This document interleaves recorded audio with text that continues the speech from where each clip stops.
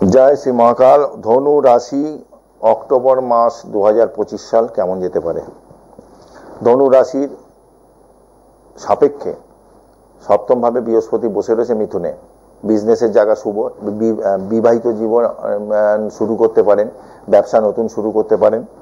এই বৃহস্পতি আবার অক্টোবরে চলে আসবে, সাময়িক কিছু দিনের জন্য অষ্টমে চলে আসবে। অষ্টমে এলে দ্বাদশে দৃষ্টি দেবে, দ্বিতীয়ভাবে দৃষ্টি। ইনকাম যেরকম ধনুরাশির থাকবে অক্টোবর মাসে, ব্যয়ও কিন্তু বাড়বে। আপনাদের ইনকাম যেহেতু বাড়বে, কারণ তৃতীয়ভাবে রাহু বসে রয়েছে আপনার রাশি সাপেক্ষে, এখানে কিন্তু ইনকাম আপনাকে দেবে।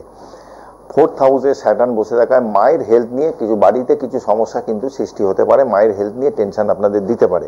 ওভারঅল এছাড়া কিন্তু বৃশ্চিক রাশি খুব একটা খারাপ আমি দেখছি না। ঠিক আছে, এই হচ্ছে আপনাদের এই বৃশ্চিক রাশি, বলছি ধনু রাশির পরিস্থিতি ওভারঅল ফেভারেই আছে।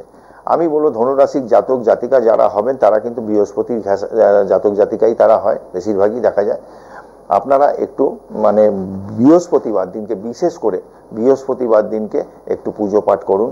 আপনি পুজো যখন করবেন সেখানে বসে আপনার একটু কর্পূর জ্বালান, আর শিবের পুজো করুন, মা তারার পুজো করুন, এগুলো করতে পারেন। হনুমানজির পুজো পাঠ করতে পারেন। হনুমানজির পুজো পাঠ যারা করেন নিয়মিত খুব ভালো। শনি 7.5 বিশেষ করে যাদের চলছে তারা কিন্তু হনুমানজির পুজো পাঠটা একটু বিশেষ করে করবেন।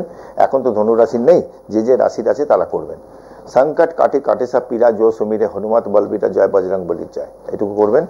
মেটে সিঁদুর চামেলির তেল। খুব সময় খারাপ যাচ্ছে যাদের যাদের 7.5 চলছে এই মুহূর্তে, যেরকম কুম্ভ, মীন, মেষ, 7.5 যাদের চলছে তারা একটু হনুমানজির পুজো পাঠের মধ্যে থাকবেন। আমি আসছি পরে।